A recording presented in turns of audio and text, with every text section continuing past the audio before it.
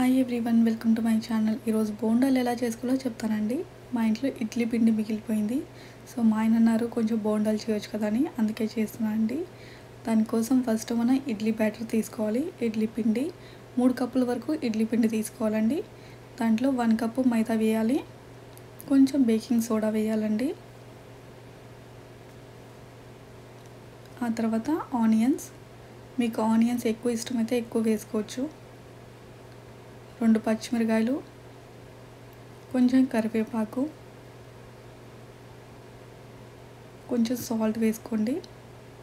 Salt చూసి వేసుకోండి, ఎందుకంటే ఇడ్లీ పిండిలో కూడా ఉంటుంది కదా, సో అందుకే కొంచెమే వేసుకోండి. కొంచెం జీలకర్ర,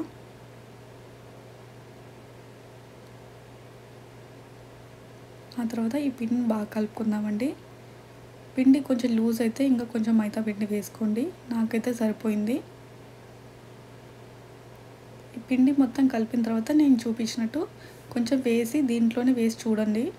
ఎక్కువ పలుచగా అయితే కొంచెం మైదా పిండి కలుపుకోండి. ఎక్కువ పలుచగా అయితే నూనె బాగా పీల్చుకుంటుందండి, అందుకే చూసి చేసుకోండి.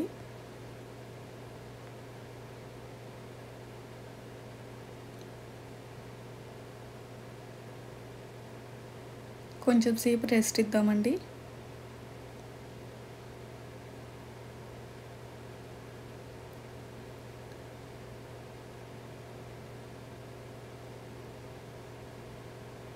ఎక్కువసేపు రెస్ట్ ఇవ్వాల్సిన అవసరం లేదు, ఎందుకంటే ఇడ్లీ పిండి ఆల్రెడీ పులిచిందే కదండి. సో అందుకే ఇలా వేస్తే కొంచెం పలుచగా ఉండొద్దు, కొంచెం గట్టిగానే ఉండాలండి. ఆయిల్ బాగా హీట్ అవ్వాలి. హై ఫ్లేమ్లో పెట్టుకోండి ఫస్ట్ ఆయిల్ హీట్ అవ్వడానికి.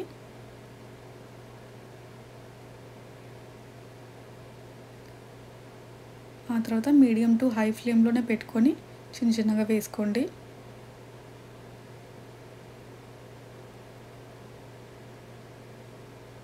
ఫస్ట్ హై ఫ్లేమ్లో పెట్టుకోండి. అన్నీ వేసిన తర్వాత మీడియం టు హై ఫ్లేమ్లో కొంచెం తగ్గించేసుకోండి ఫ్లేమ్ అనేది, ఎందుకంటే ఎక్కువ హై ఫ్లేమ్లో పెట్టేసుకుంటే పైన కలర్ వస్తుంది కానీ అది లోపల పచ్చిగా ఉంటుంది. సో అందుకే ఎక్కువ హై ఫ్లేమ్లో పెట్టుకోవద్దండి. మీడియం టు హై ఫ్లేమ్లోనే కొంచెము ఒక 10 నిమిషాల వరకు అయినా వేయించుకోండి.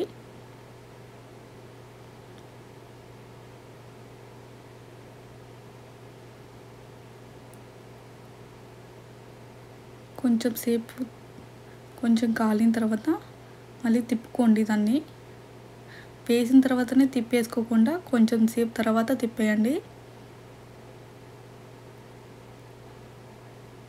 సో చిన్నగా తిప్పుకుంటూ బాగా కాల్చుకోండి. బాగా కొంచెం కలర్ వచ్చే వరకు బాగా ఫ్రై చేసుకోవాలి.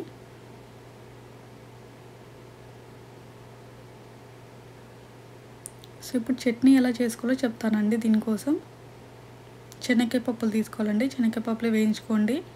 దీంట్లో కొంచెం కొబ్బరి వేస్తున్నాను, కొంచెం ఉల్లిగడ్డ, పచ్చిమిరకాయలు, మీరు కారం ఎలా తింటారో దాన్ని బట్టి పచ్చిమిరకాయలు తీసుకోండి. దీని తాలింపు అంటే చట్నీ తాలింపు కోసం ఏమేమి చేస్తున్నాను అంటే ఏమేమి వేస్తున్నానో చూడండి. కొంచెం జీలకర్ర, కొంచెం ఎండుమిర్చి, కొంచెం కరివేపాకు వేసి కొంచెం తాలింపు పెట్టుకోండి. ఈ బోండాలకి చట్నీ చాలా బాగుంటుందండి, ట్రై చేయండి ఒకసారి.